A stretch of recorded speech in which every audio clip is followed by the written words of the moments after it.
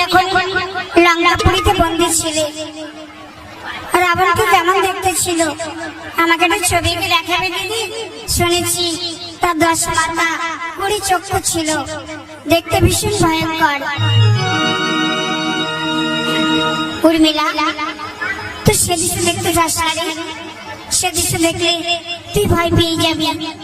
না দিদি, আমার বড় দেখতে ইচ্ছে করছে, আমাকে ছবিকে দেখাও রাবণকে দেখতে কেমন ছিল। দেখবি তুই? হ্যাঁ দিদি, আমি দেখবো। শোন, তুই যখন দেখতে যাচ্ছিস আমি নিশ্চয়ই তোকে ছবিকে দেখাবো। বেশ তো, তাহলে আমাকে দেখাও দিদি, আমি দেখবো। বেশ, ছবি অঙ্কিত করে তোকে দেখাচ্ছি।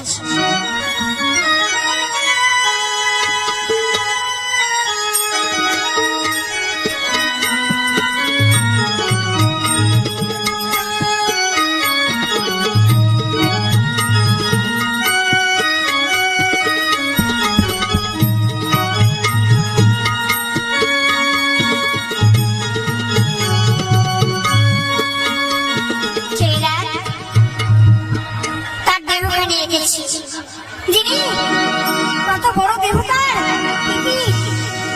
দাঁড়া, সম্পূর্ণ আঁকা হয়নি, সম্পূর্ণ একে তোকে আমি দেখাবো।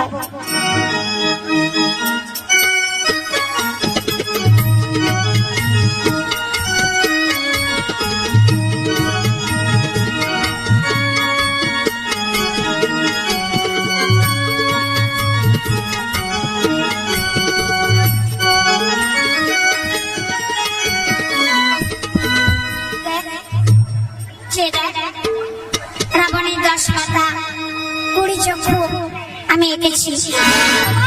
রাবণকে দেখতে ভয়ঙ্কর দিদি, এ দৃশ্য আমি দেখবো না দিদি, আমি পালিয়ে যাই, আমি পালিয়ে যাই অন্তঃপুরে। উর্মিলা ভয়ে পালিয়ে গেল। আমি জানি রাবণের দৃশ্য দেখলে ভয় পেয়ে যাবে।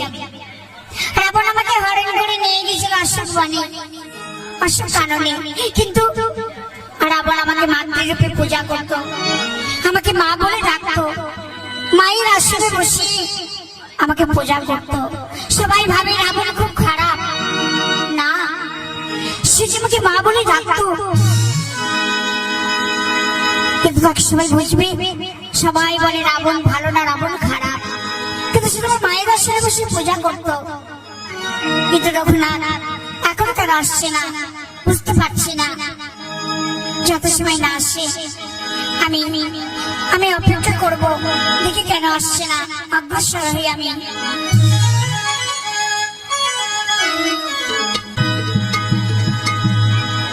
ভোজনের মনোবাসনা আমি পূর্ণ করলাম, রাজকার্য সমাপ্ত করতে আমার অনেক দেরি হলো। না জানি সেটা কত অভিমান করে বসে আছে, অভিমানী দেশে কথায় কথায় করে সেটা অভিমান। না না না, আমি বিলম্ব করব না, যাই আমি রাজসভা থেকে অন্তঃপুরে।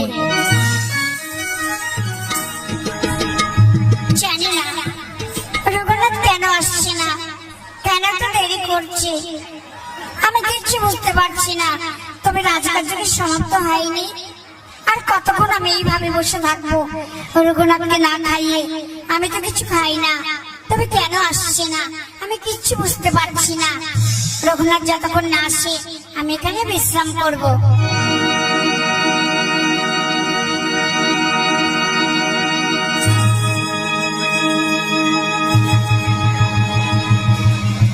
সীতা কোথায় জানি না, সব দিকে খুঁজছে, সীতাকে পাচ্ছি না কেন আমি কিছু জানি না। কোথায় গেল তাহলে সীতা? সীতা, সীতা তুমি কোথায়? সীতা,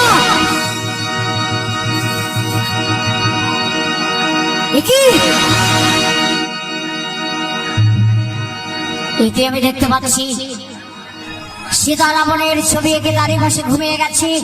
লঙ্কাপুরীতে সীতা অনেক দিন বন্দী ছিল। আমার মনে হয় রাবণকে ভালোবাসে, তাই আমাকে বুঝিয়ে দিল আমি রাবণকে ভালোবাসি, আমি রাবণকে ভালোবাসি।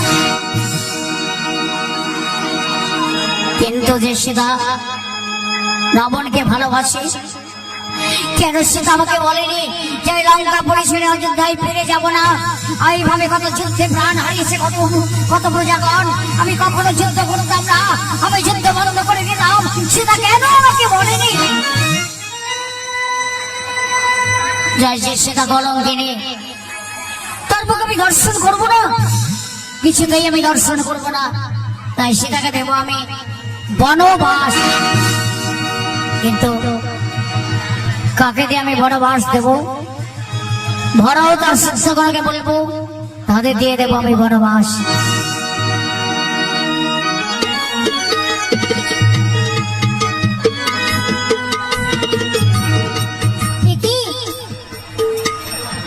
আমি রাবণের ছবি অঙ্কিত করেছিলাম, ভাগ্যিস রঘুনাথ দেখেনি। রঘুনাথ দেখলে আমার লজ্জার শেষ থাকতো না। আমি ছবিটি তাড়াতাড়ি মুছে ফেলবো। দেখি কেন আসছে না, কেন দেরি করছি।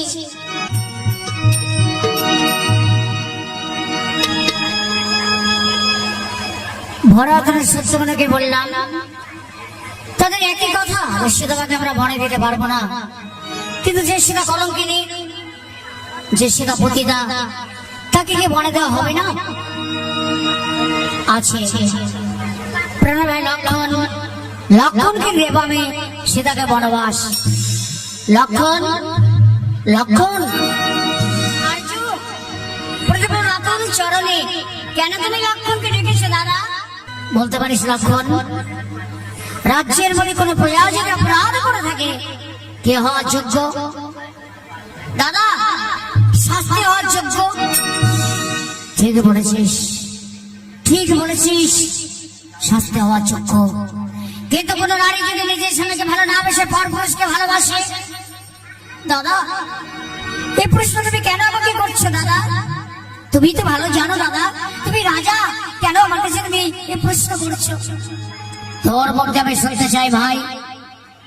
দাদা, আমার মুখ দিয়ে যখন শুনবে তখন শোনো দাদা, কোন নারী যদি নিজের স্বামীকে ভালো না বেসে পর পুরুষকে ভালোবাসে, তাহলে তাকে নির্বাসন প্রাণদণ্ড হওয়া উচিত।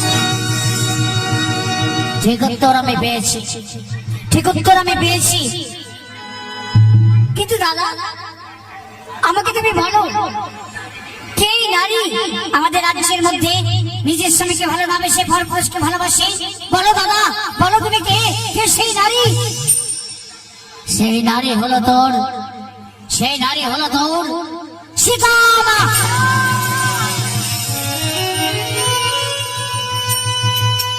না দাদা, সীতামাই কাজ করতে পারি না দাদা, আমি বিশ্বাস করি না দাদা, আমি কখনো বিশ্বাস করি না যে আমার সীতামা কলঙ্কিনী, সীতামা পতিতা।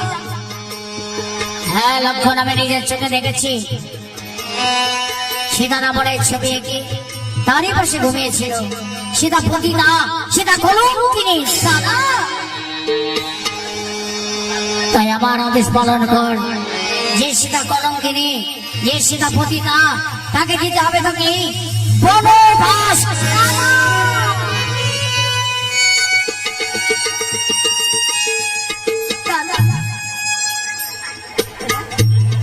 দাদা, না দাদা, আমি বিশ্বাস করি না দাদা, আমি কখনো বিশ্বাস করি না যে সীতামা কলঙ্কিনী, সীতামা পতিত হতে পারে না দাদা, পতিত হতে পারে না। নিজের চোখে বিশ্বাস আমি কখনো করতে পারি না ভাই। তাই সীতাকে দিতে হবে তোকে বনবাস। আমার আদেশ তুই পালন কর দাদা। তোমার আদেশ মতো সেটা আমি পালন করব। কিন্তু দাদা বলো, কেমন করে সীতামাকে আমি বনে দেব? যে সীতামার চরণ আমি পূজা করি, সেই সীতামাকে আমি কেমন করে বনে দেব?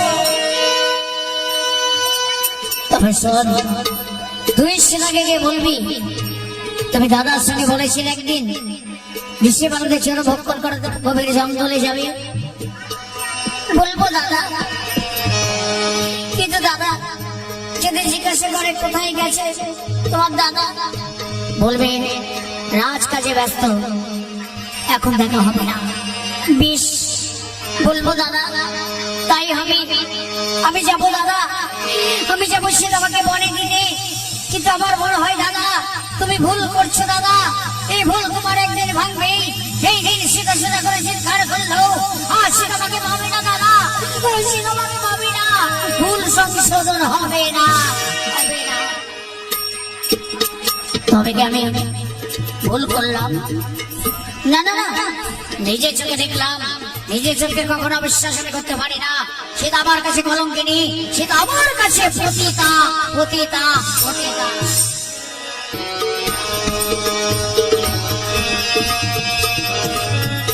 তাই তো। রঘুনাথ কেন এখনো আসছে না? কেন একটু দেরি করছে? আমি কিছু বুঝতে পারছি না। কেমন করে সেটা আমাকে আমি বলে দেব? তো দাদার আদেশ আমাকে পালন করতেই হবে। মজা নাকি? মজা মজা।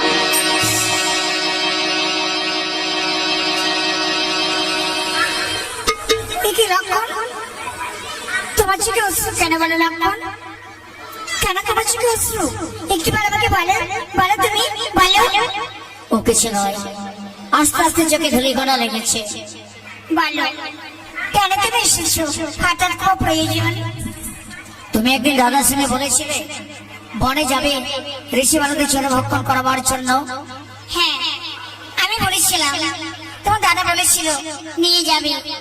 দাদা বললো লক্ষণ তো সেটা আমাকে নিয়ে যা, যা গভীর জঙ্গলে গিয়ে ঋষি বালকে চলে ভক্ষণ করে এনে আয়। যাব, কিন্তু দাঁড়াও, তোমার দাদাকে একটু প্রণাম করে আসি। দাঁড়াও, এ কি বাধা দিলে কেন? দাদা এখন রাজকাজে ব্যস্ত, আর সেখানে যদি যাও দাদার হচ্ছে মাথাটা নিচু হয়ে যাবে। বেশ, যাবো না তাহলে। তোমার দাদার উদ্দেশ্যে আমি একটু প্রণাম অন্তত করবো। রঘুনাথ, লক্ষণের সঙ্গে যাচ্ছি বনে ঋষি বালদের চরু ভক্ষণ করাবার জন্য। দূর থেকে লহমর প্রণাম। কে বলে এই নারী কলঙ্কিনী? এ আমার কিছুতেই বিশ্বাস হয় না, এ আমার কিছুতেই বিশ্বাস হয় না যে মা জানাকে কলঙ্কিনী কখনো হতে পারে না, কখনো হতে পারে না। যার মনে এতখানি ভক্তি, দূর থেকে প্রণাম করছে, সেই মা জানাকে কোনোদিন পতিতা হতে পারে না। তবু দাদার আদেশ আমাকে পালন করতেই হবে। চলো চলো মা জানাকে।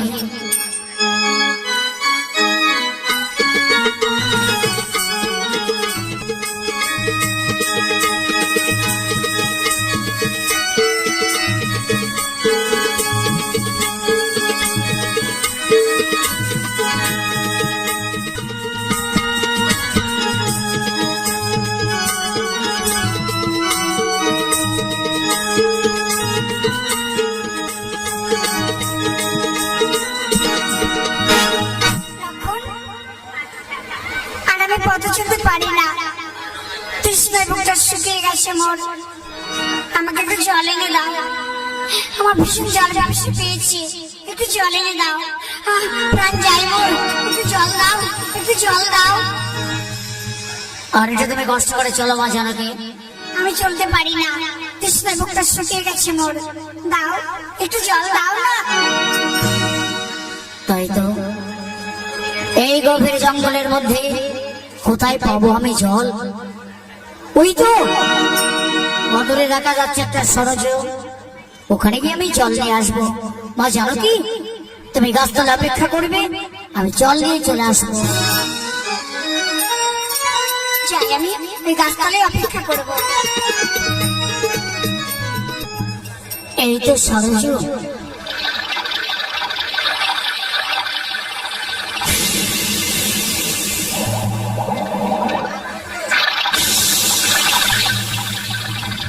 এখান থেকে আমি জল নিয়ে যাব, কিন্তু বেশি করে জল নিয়ে যাব, পাত্র তো নেই। ওই তো একটি মাটির পাত্র আছে, এই পাত্রে করে আমি জল নিয়ে যাবো সীতামার জন্য।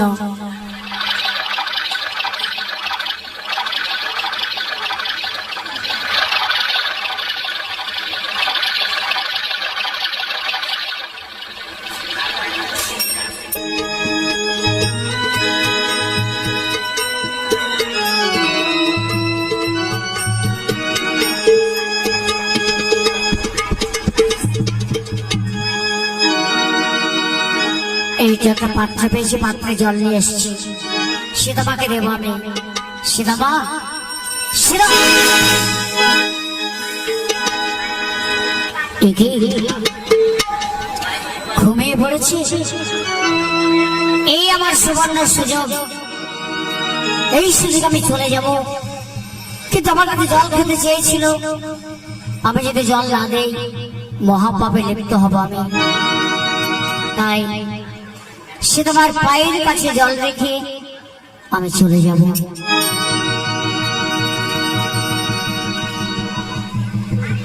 যখনই তোমার ঘুম ভেঙে যাবে তুমি জল পান করো।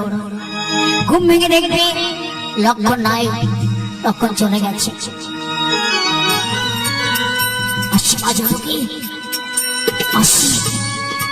বিদায় মা জানকী, বিদায় মা জানকী, জানকী।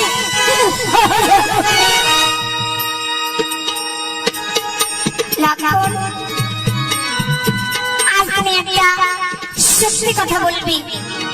বলো। কেন তুমি আমার পায়ের কাছে জল রেখে চুপি চুপি চলে যাচ্ছ বলো? না না না, ও কিছু নয়, আগে তুমি জল পান করো।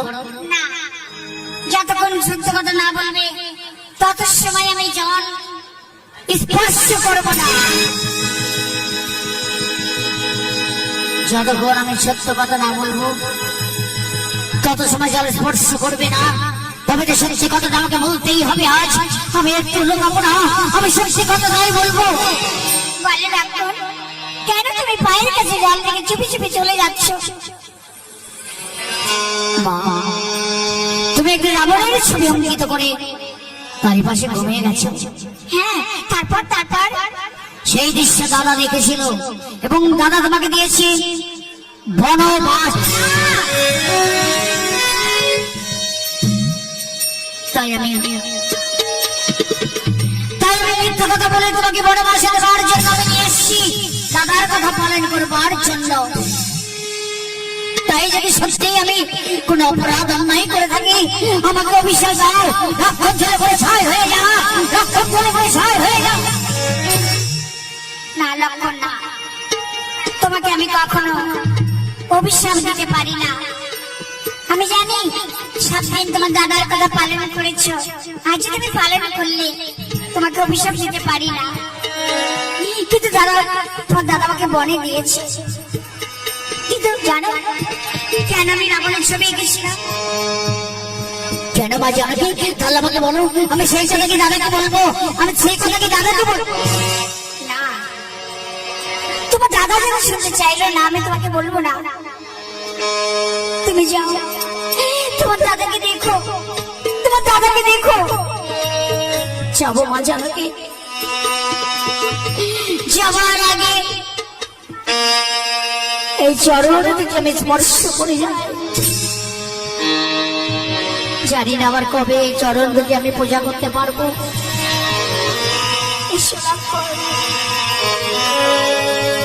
বিদায় মা জানকী, বিদায় মা জানকী, বিদায় মা জানকী।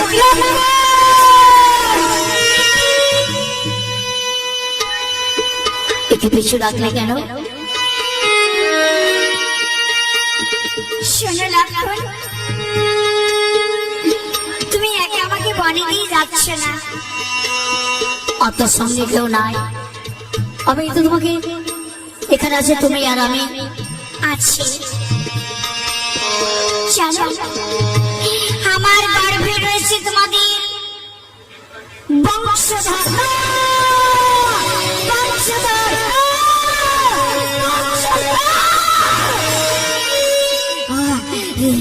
কি কথা আমি শুনলাম আজ সীতামার কণ্ঠে?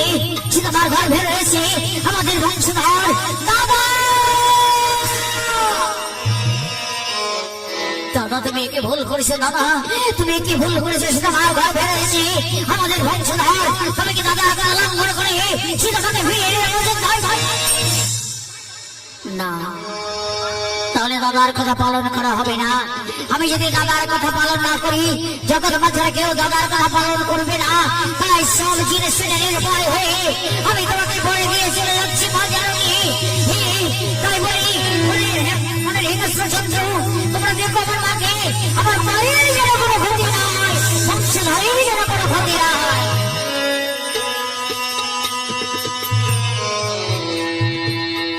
আসুন।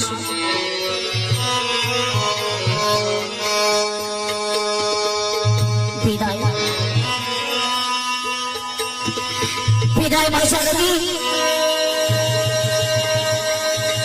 বিদায় মা জানকী,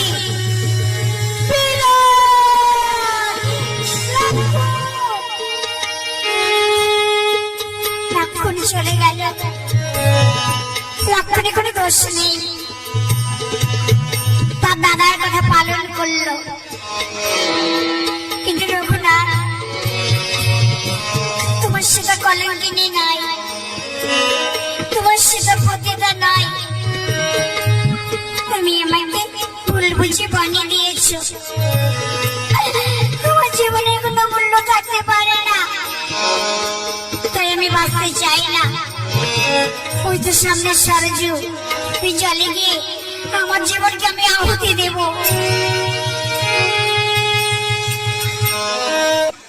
সীতামা কোথায় চলেছে? ওই তো যাচ্ছে সরস্বর দিকে। না না না না, আমি এখনই যাবো, সীতামাকে বাঁচাতেই হবে। আমি যাই, আমি যাই।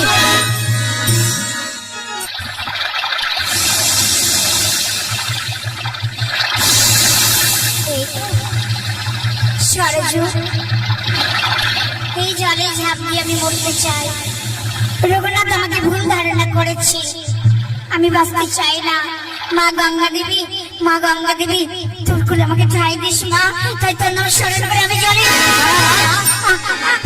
ছাড়ুন, আমাকে ছেড়ে দেন, কে আমাকে ছাড়ুন, আমাকে ছাড়ুন, কে বাবা, আমাকে ছাড়ুন, আমাকে ছাড়ুন। ওরে বাবা বলে ডেকেছিস যখন, আমি তোর বাবা হলাম। উমা, সীতামা, এই দিনটার জন্য কতদিন থেকে আমি অপেক্ষা করেছি, তাকে তুই জানিস? কবে আসবে আমার সীতামা?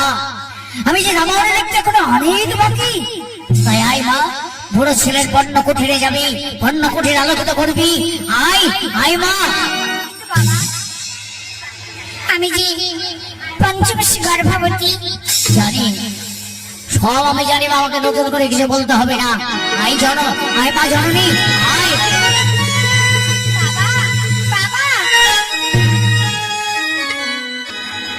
একে আমি ভুল করেছি, বিনা কারণে সীতাকে দিয়েছি আমি বনবাস। আমি কি ভুল করেছি? সীতাকে কলঙ্কিনী সন্ধ্যের বসে পাঠালাম, তাকে আমি বনবাস। আর্য পরিবর্তন রাতুল চরণে, গুরুদেব আমাদের দ্বারস্থ। বেশ, সত্যগুণকে গুরুদেবকে আনয়ন করতে বলো। কোথায় কারণে ভাই সত্যগুণ? গুরুদেবকে নিয়ে এসো।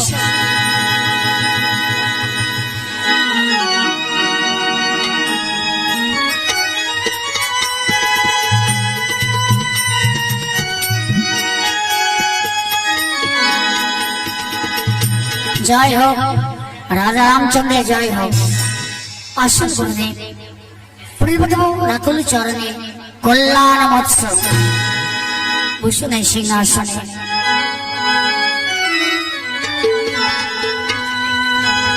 বলো রামচন্দ্র, কি জন্য তুমি আমাকে স্মরণ করেছো বলো? ব্রহ্মহত্য মহাপাপ জেগেছে অন্তরে, কিসের সদুপায় হবে? শোনো রামচন্দ্র, একটি যজ্ঞের আয়োজন করো। যজ্ঞের কি কি প্রয়োজন হবে? বিশেষ কিছু নয়, একটি অষ্টমণি অশ্ব হলেই হবে। অষ্টমণি অশ্ব কোথায় পাবো? মেঘরাজ ভবরাজ হনুমানকে অশ্ব জানান। কোথায় হনুমান? হনুমান জয় প্রভু, জয় প্রভু। কি আদেশ পালিত হবে বলুন? হনুমান, মেঘরাজ ভবরাজের সে অশ্ব, অশ্ব থেকে আনয়ন করো তুমি, যজ্ঞ হবে আর মেঘরাজকে নিমন্ত্রণ করবে। প্রভু, আমি এখনই যাচ্ছি। জয় প্রভু।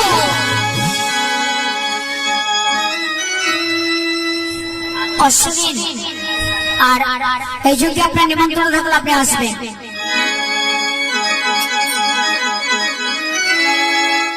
অশ্ব নিয়ে যাও।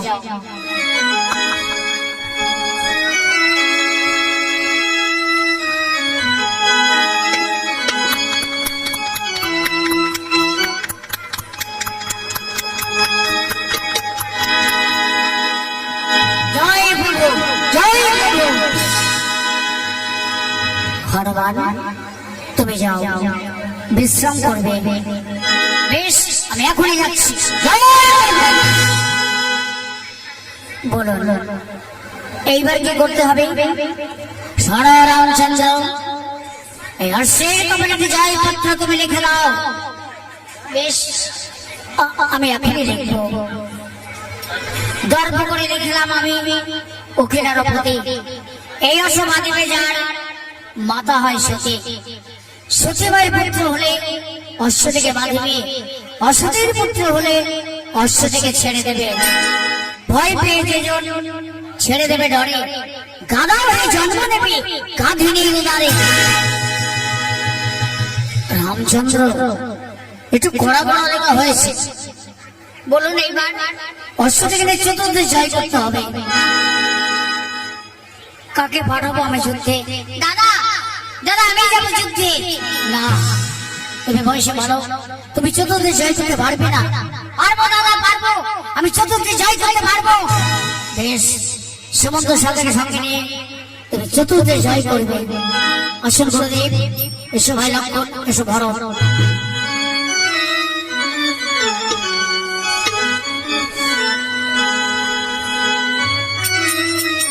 কোথায় সারথি? সারথি, ও সারথি হে, ভুবনবী জয় রাখ, সে যেন মনের মতো মনোরথ দেখিতে সুন্দর। ও সারথি হে, ভুবনবী জয় রাখ, রাজায় আর মনোরথ মনোরথ দেখিতে সুন্দর। সারথি সারথি সারথি বলে ডাকে ঘনে ঘন, সারথি জানিল রাজা সংগ্রামে গমন। সারথি হে, সারথি জানিল রাজা সংগ্রামে গমন। সারথি হে,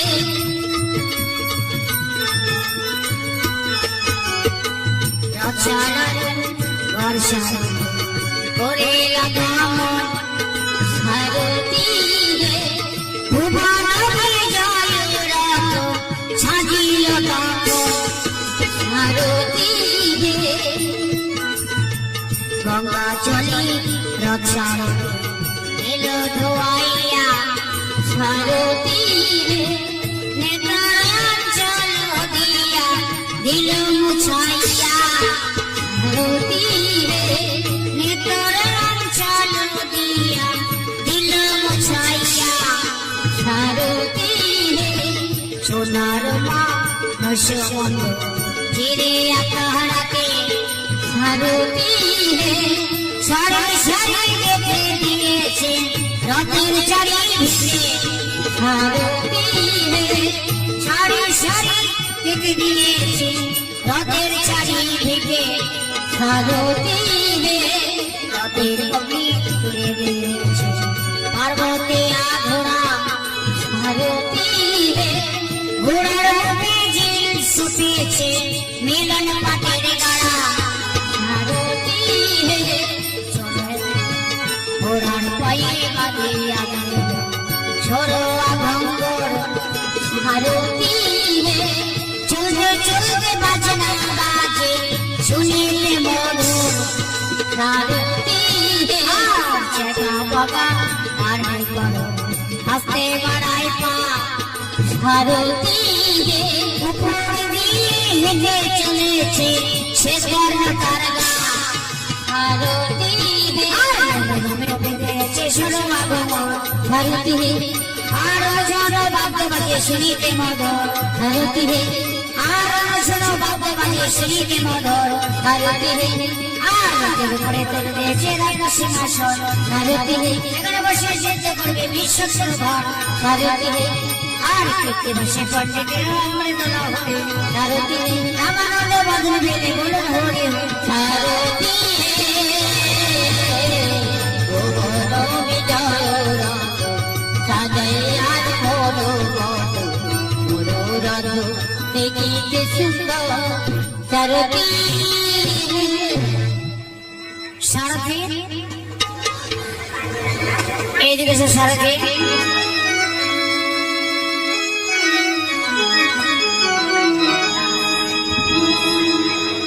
বলো তো প্রথমে আমরা কোন দেশ জয় করব?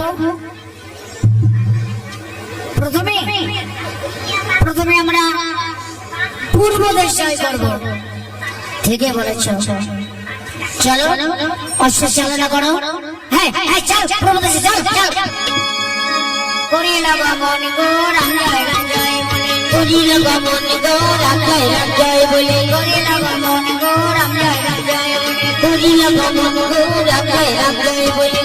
পূর্ব দেশে গিয়া দিল দর্শন গো রাম জয় বলে, পূর্ব দেশে রাজা তখন করিল বন্ধন গো রাম জয় বলে।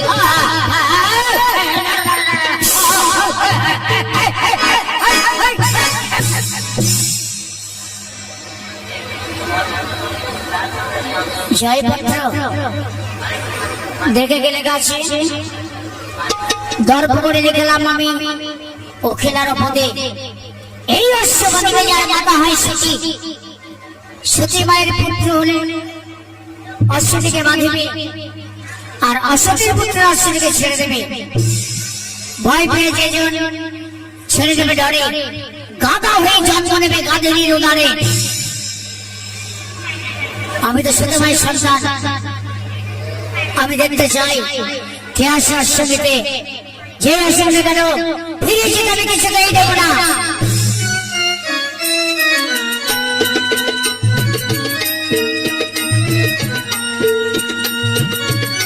কোথায় গেল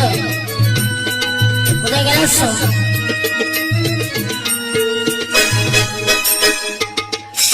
প্রভু এই তো আমাদের অশ্ব, এই যে কে যেন বেঁধেছে। ওই দেখে আমাদের অশ্বকে বেঁধেছে, আমি বেঁধেছি। ছেড়ে দাও, এটা যুদ্ধের অশ্ব, যুদ্ধ করতে হয়। প্রস্তুত হবে। আমরা সতী মায়ের সন্তান, এটা সতী মায়ের সন্তান, এই পরিচয় দেবো বলে অশ্বকে বেঁধেছি। বেশ নিয়ে যাও, দেখিস কত শক্তি আছে তোমাদের বাহাদুর যুদ্ধে পরাজিত করে। বেশ এসে তবে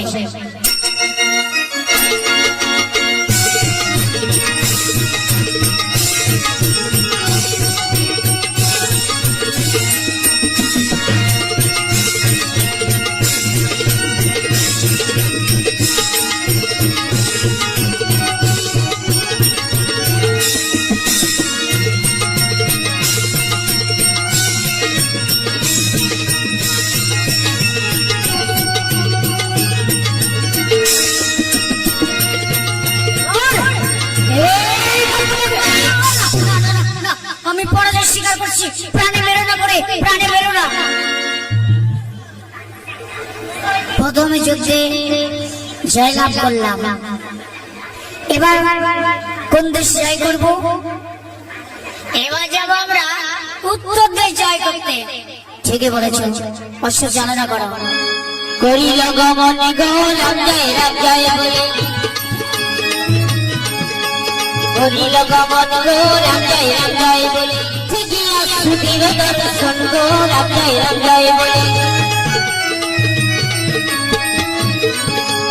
উত্তর দেশে গিয়া সুধীর দর্শন গো রাম জয় বলে, উত্তর দেশে রাজা তখন করিল বন্ধন গো রাম জয় বলে।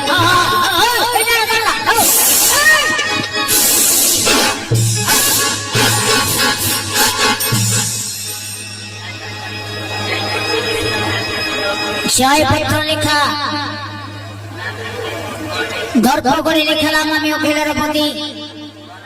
এই অশ্ব বাঁধিবে যার মাতা হয় সতী, সতী মায়ের পুত্র হলো অশ্বটিকে বাঁধিবে, অশ্বতের পুত্র অশ্বটিকে ছেড়ে দেবে। ভয় পেয়ে যেজন ছেড়ে দেবে ডরে, গাধা হয়ে জন্ম নেবে গাধের উদারে।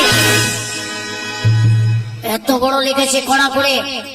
আমি সতী মায়ের সন্তান, দেখে কে আসে, যে আসে না কেন ফিরে যেতে দেবো না, কিছুতেই দেবো না।